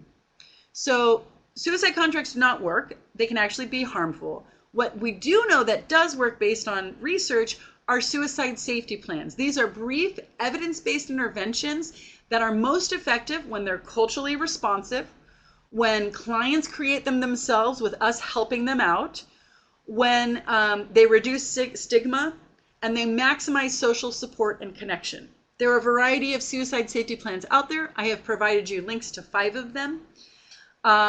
They should be written in the first person. So rather than Susie Q will do blah, blah, blah, it would be instead, I, as Susie Q, I will do blah, blah, blah. It's really important, as previously mentioned, that support people have a copy of this safety plan. And of course, that the client does as well. Here's one example of a safety plan. This is by Stanley et al. And this is kind of like the bare bones. So safety plans, and of course this screen is so small that I can't actually see it. So I'm going to go to my notes here. Safety plans ask people to talk about, my eyesight is going with my age here. Oh my gosh. So step 1 are warning signs. So these would be thoughts, images, moods, situations, or behaviors that a crisis might be developing. 2, internal coping strategies. And this is an important point to say to the client, what have you done in the past that's helped you to survive to this moment? Let's write down some of those things. You know that they work. Personal coping strategies. Number 3, people in social settings that provide distraction. So these would be people who you don't have to call and tell them, hey, I'm feeling really stressed out right now, but instead you could be, hey, I'm just calling to hear, say what's up. Maybe this is somebody that I can play video games with online as a distraction or something like that. Or I can call just to talk about the recent recipe that they used. Number 4, people that I can call to actually ask for help. So these are the people that I can call and say, you know what? So-and-so today, I'm really down. I need somebody to help me because my mood is really getting wonky. Step 5, these are the professionals or agencies I can contact during a crisis. And it's really important, again, during COVID-19 world that we check to make sure whether those places are actually open, whether their hours have shifted, or whether they're open only in a telehealth virtual platform or not. And then step 6, and absolutely essential, making the environment safer. And as I've repeatedly said, especially thinking about the lethality of the thing that they might use to injure themselves is critical. Here's another example of a safety plan. This is by the Now Matters Now website. I like it because it has a variety of examples of things that people can do to help themselves in the moment. And it also uses this color coding system, thinking about suicidal crisis like a fire. There is, ding, ding, ding, another app that you can use and share with clients. I think this is really helpful because we want clients to have the suicide safety plan with them at all times. I do recommend going in and checking out these apps before you share them with clients, but you can see, like with the suicide safety app, there are like warning signs, coping strategies, reasons to live, places that could be distractions, and a variety of things that are already built into the app, and then they can add to the app as necessary. Here's another suicide prevention app. And I want to take just a minute and a half to describe an example of culturally relevant suicide safety plan. I was working with a veteran who is Native American who served in Vietnam. Had been working with him for a while, and I knew that he had repeated experiences with suicide attempts and current suicidal ideation. he was at a low risk, but it was definitely there, and he had some chronic health things that were going on. So if he were to get really bad news from his doctor about any of these chronic health things, I could see that that suicide risk could shift quickly. So we took it as an opportunity to update his safety plan. This was prior to COVID-19. Anyway, I knew from having worked with him that he had taken, he'd engaged in a number of Native American traditions and practices that were very important to his mental health. One of them was attending a sweat lodge. Another was an activity where he went into the mountains with a group of people and a leader, and he described being out there for an extended period of time and having a vision, and that was the purpose of why everyone went out to do this. And he talked about collecting rocks and making them in a circle for himself, and everyone did this for themselves, and that he sat in the middle of these rocks. And at a certain point, he had a vision of someone that he referred to, and I quote, as a sentient being. And so his sense was this sentient being was there watching out for him. Okay, fast forward now to when we're doing the safety plan. I talk about in the safety plan, well, if he had actually planned out how he would injure himself if he were to get to the point. And he said, yes, his plan was that he was going to hang himself from the rafters in his home. So I suggested to him, well, what if we get a picture of the mountain where you had that experience of seeing the sentient being? Could you put that picture next to where you would put the rope?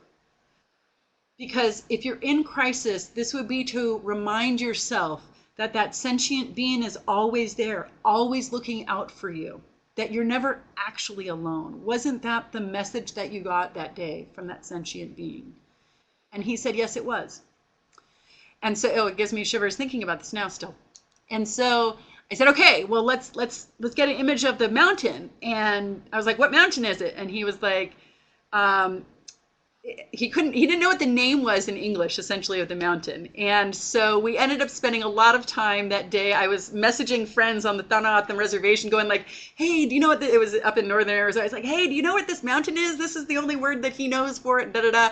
But of course, if we put in that traditional name of the mountain into Google, it would not come up. So anyway, eventually, good news, we did find the English name of the mountain. We were able to print it out for him, and he was able to put it there. But this is just an example of how we can build upon the cultural strengths of the clients that we work with and actually build it into the safety plan. Okay, moving along. Means restriction, absolutely essential. We know that when somebody makes a plan to kill themselves, there typically is a reason why they're choosing the thing that they're choosing. Let's say somebody is imagining that they're going to drive into a tree. Well, they're trying to make it look like an accident. So if you were to take away the keys to the car, then it's unlikely that they are going to hang themselves, because that's obviously not an accident. As I've suggested before, certain things like guns are so lethal that people typically don't survive them. And so reducing access to guns in a variety of ways can be can have a huge outcome for saving lives. The majority of people who end up engaging in suicidal behavior have not made elaborate plans. Oftentimes, it is a matter of minutes to hours between when they have the thought and when they take action. That said, when we're doing our suicide assessment with people, we might get a sense of, if they were to act on any of these feelings, that they would know kind of what they were thinking about doing. So for example, it might be they would plan to overdose. Okay, well, if they would plan to overdose, now is an important time for us to look at what are the medications that are available in the house and how do we make it a safer environment. And so if you look up here in these pictures, many states have, major chain pharmacies that have these boxes, the red box in the bottom. This is a place where you can dispose of unused medication. Maybe they had a surgery a long time ago and they didn't take all the pain meds. Well, this would be an important time to get rid of those, and you can drop them off in the box. However, COVID-19 world, people don't want to walk into pharmacies, so you can instead mail them in this thing that's called takeaway. So you can order these envelopes, put the medications in them, and the United States Postal Service will take those medications away and dispose of them properly, not into the oceans, not down a toilet, right, where it can affect the ocean life or the water supply. There's another option, which is gel that it's powder, and you pour it into a bottle with medications, you add water, the powder becomes a gel, the pills are suddenly not able to be swallowed. So there are a variety of things that you can do. If you were to go to this link that says Earth 911 medication disposal locator and put in your client's zip code, or your client can do this for themselves, it will pull up places where they could dispose of their meds if they needed to do that. And this disposal gel I mentioned here. Gun safety, there are a variety of things that people can do. They can put guns in a safe lock. It's in a safe, and that has like a code to it. It's really, really important. If your client is a child or a teenager and their parent or someone else in the house has a gun and they keep it in the gun safe, you need to ask the child or the teenager, do you know the code to the safe? Because many times they do know the code to the safe, and therefore then the safe is not working the way it's intended to. There's a really important video here. It's this gun access underlined. This is actually a really important project that's being done by a public health professor, I think at Harvard. She's actually working with gun shop owners. And they've done some really profound work. So for those of us who work with clients that are part of a gun culture, that they feel very, very threatened if you start to talk to them about reducing access to guns during a mental health crisis for themselves or their family members, this is a great place to go, because it turns out that a number of the values that are part of the gun owning community, like protection of family, protection of home, these values also can be directly applicable to suicide prevention. And so that's where you see the sign that says gun safety rules. And they've added another, essentially, commandment, I think is the way that they talk about it, to these gun rules that are around suicide prevention. Some great videos also in here about bridge nets and volunteers. So these are people who walk along bridges, especially the Golden Gate Bridge in San Francisco. It's so iconic. People come from all over the United States to jump from this bridge as a means to take their own lives. And there are volunteers who walk the bridge to keep an eye out for folks who might be in psychiatric crisis, and also talks about the idea of nets that they put along bridges, underneath bridges, to catch people. Given the time, I'm going to kind of get through some of this, but again, you've got the links so you can check them out on your own. Suicide crisis, suicide prevention starts long before a crisis. I really like this DBT and CBT skill of thinking about feelings from a thermometer perspective. So suicide prevention actually starts at the 5. It starts way before somebody's in a complete risk. If we had done that box breathing activity when people had just been almost in a car accident, for example, we would have had to do it for a much longer period of time to have the same calming effect as it did. Then we were just sitting here listening to a presentation that's probably pretty stressful. So we really want to encourage our clients to be self-aware and to start using these skills when they're lower down. That's part of what happens with whether or not someone will be able to make use of a safety plan. There are a variety of alternative behaviors that people can do when they are having suicidal ideation, and before they get to suicidal ideation, back when they're at the 5. And again, many of these are on the Now Matters Now website, like the cold water bath, stop, drop, and roll, opposite action. I also want to point out this song called Weightless. It's by Marconi Union. It was created by neuroscientists and musicians out in the UK who created a song where the tonal beat is so low that it actually slows down the heart rate. And 65% of listeners have reported a reduction in stress and anxiety just by listening to this song. Variety of other activities people can do to help themselves either distract themselves from suicidal thoughts or to self-regulate, to slow their body down from that crisis phase. Another app, this is a virtual hope box. It has a variety of activities that can be used for self-regulation and distraction. From the CBT perspective, cognitive behavioral therapy, it can be really helpful to pay attention to our thoughts, because our thoughts affect how we feel, affect how we behave. And especially right now during the pandemic, there are a lot of thoughts that any of us could have. You know, for us as clinicians even, who have been taught that we're not supposed to be deeply impacted by what's going on, we might even be having thoughts like, I should be handling this better. Well, that's a thought that will lead to us feeling disempowered. Instead, we could have a different alternative thought, which could be, I'm doing the best that I can, or I'm feeling like most people feel right now. That can be normalizing and make us feel empowered and hopeful. These helpful thinking boxes or tables are created by the National Center for PTSD, which are listed there as well. Oops, excuse me. And then this is the psychological first aid app that I mentioned previously that can be shared with safety people. So in the last few minutes that I've got with you here, I want to focus on what we're talking about again with culturally specific suicide prevention. I've mentioned it a couple of times throughout this presentation, and I just want to kind of bring it all back together again. So culturally specific suicide prevention, I would suggest, starts out with assessing the culturally specific suicide risk factors. For example, we have found that while many suicide assessments will look for feelings of depression, in many Asian American communities, what you see, the feeling that precipitates a suicidal crisis actually happens to do with shame. And so if we're not also clued into this idea that there might be, we need to ask about experiences of shame, we might miss some of that suicide risk among certain populations. Or there might be things around, as I was saying earlier, bullying for LGBTQ youth, or survivor's guilt for veterans. So we want to think about the culturally specific risk factors for suicide. We also want to build upon the culturally specific strengths in informing history. So Imhotep, 2,000 years before Hippocrates lived, and Hippocrates is identified as the Greek, father of medicine. 2,000 years before that, this Egyptian man identified that we could use a scientific method to diagnose mental illness and treat mental illness.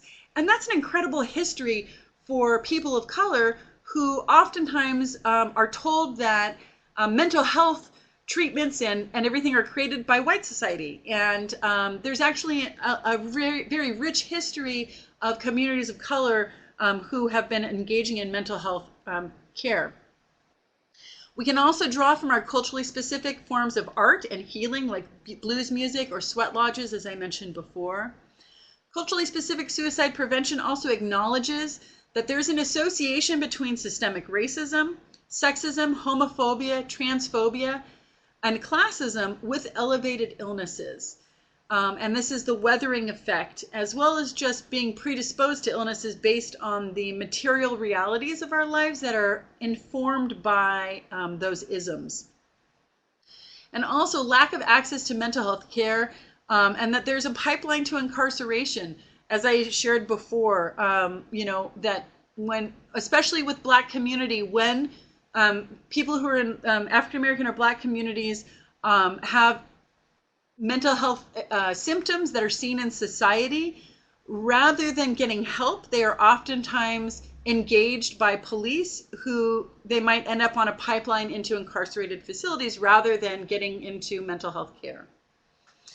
And culturally specific suicide prevention provides supports to unlearn internalized stigma. So these are transformative healing, oftentimes through storytelling, can be very helpful. That is, people of color, LGBTQ folks, unlearning the stereotypes that they were taught about themselves that can be related to mental health challenges. And also, there's an advocacy to end systemic isms in service of public health, because we see that there's a connection between these isms and mental health and physical health challenges. There are a variety of resources that I've provided here, links to that are related to Black suicide prevention. Very quickly, I want to point out that this is Jasmine Pierre. She has a personal lived experience with suicide, and she created this amazing app called the Safe Place app, which is specifically tailored to the mental health experiences of Black communities. For example, it talks about challenges when the church or when family members say that mental health challenges are not a part of the Black community. Or it also addresses police violence as another issue that can be related to mental health. There are a variety of resources here listed for veterans. The SAVE training is terrific for clinicians. If you've never worked with veterans and you don't work at the VA, you probably will work with a veteran or a veteran family at some point or another. This SAVE training is specifically about suicide prevention with veterans. All Veterans Affairs hospitals in this country have suicide prevention coordinators. If you're working with a veteran, they don't access the VA, you can still contact a suicide prevention coordinator. I mentioned the crisis line. Make the Connection videos are first-person accounts by veterans of their own stories of recovery.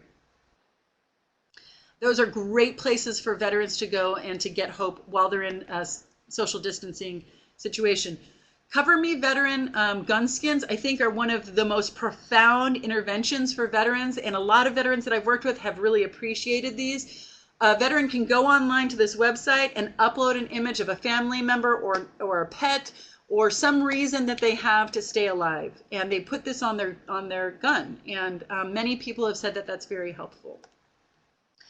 Social distance power, I think this is one of the most amazing things that I have seen created during COVID-19. This is a social media account on Facebook where a variety of Native American, First Nations peoples from the United States, from Canada, from, frankly, I think many parts of the world have gone to share traditional dance and singing, which are oftentimes a form of healing and prayer, but also to provide support to one another around people who have thoughts of suicide have reached out and said that they needed support. And I'm seeing hundreds to thousands of people giving support for the people who are experiencing suicidal ideation. I've also seen people who are announcing their anniversaries of sobriety and other things. And it's just an amazing space that I would highly recommend sharing with any Native American clients that you might have who you think might be connected to this space as a place that they might, you can ask them,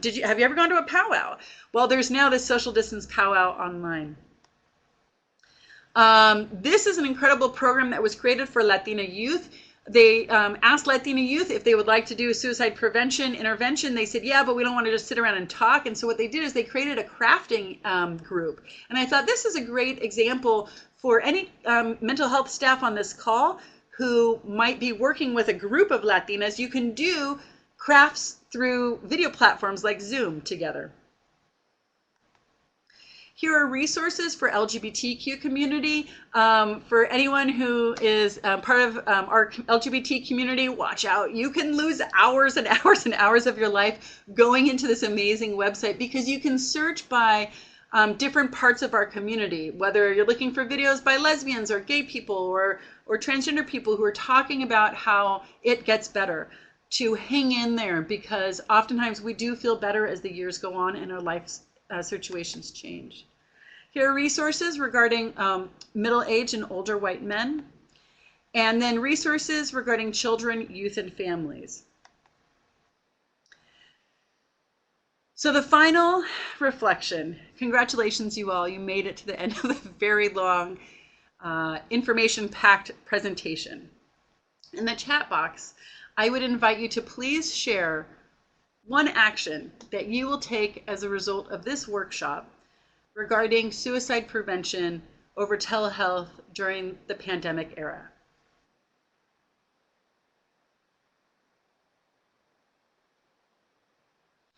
I see people saying using the valuable resources, watching the suggested YouTube videos, the apps, sharing the resources, wonderful.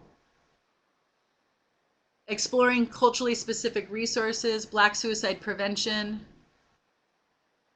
outstanding. I am so glad to hear that some of these resources are resonating for you. So with that, I am going to ask my colleague Angela if she would please share just a few questions that we have time for at this point regarding that were placed into the questions box. And those questions that were asked that we don't have time to get to, I will go through all of them and we can send them out to group registrants afterwards. I can. Thank you, Angela. Yes.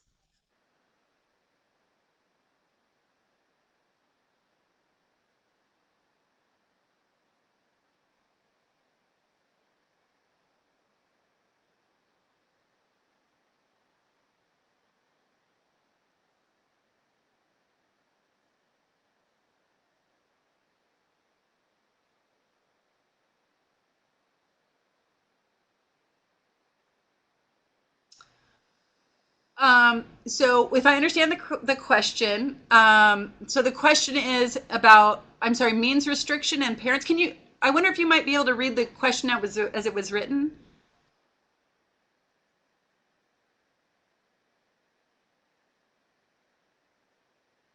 Okay, means restriction in the schools. Thank you.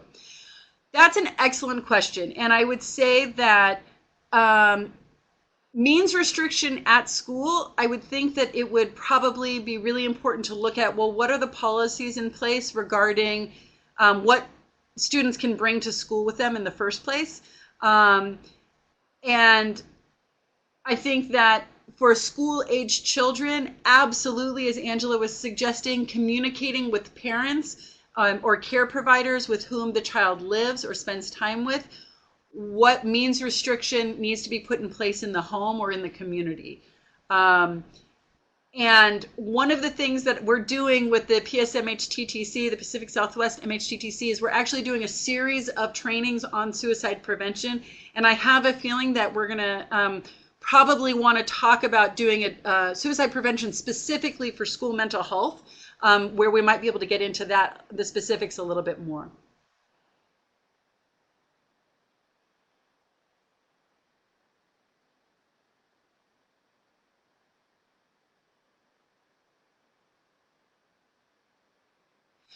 CAMS has been found very effective based on research and is one of these evidence-based practices that can be very helpful in a variety of different contexts. CAMS is about a systematic approach to suicide prevention, essentially, that is looking at suicide prevention from a multi-layer, multifactorial perspective.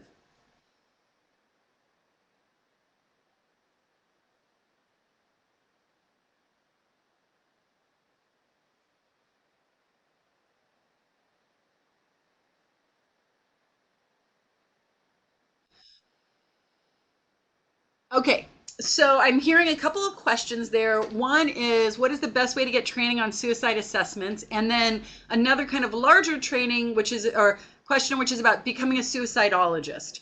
So I'm going to leave the question about becoming a suicidologist because I don't know, I am a licensed clinical social worker.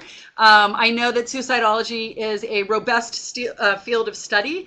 But I think the question that is within my scope to kind of talk about today is how to get additional training on suicide assessments. So if you go to the links that I provided in the slides, there are a number of training opportunities for both the CSSRS and the ASQ online on the websites. And they involve everything from webinars to watching demonstrations of the assessment in practice to fact sheets and handouts and kind of decisional trees.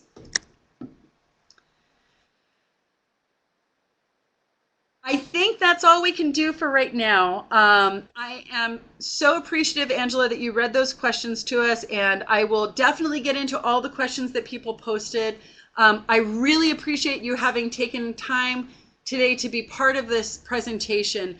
And again, I just really would appreciate if you would take the time to complete our questions, which will come up at the end of this, about what was useful and how this could be improved. If you missed any of our previous webinars, you can watch them online. They're all recorded and available online. And a certificate of completion will automatically be emailed to all online participants. If you joined by the phone only, please email Joanne Oshel to report your participation.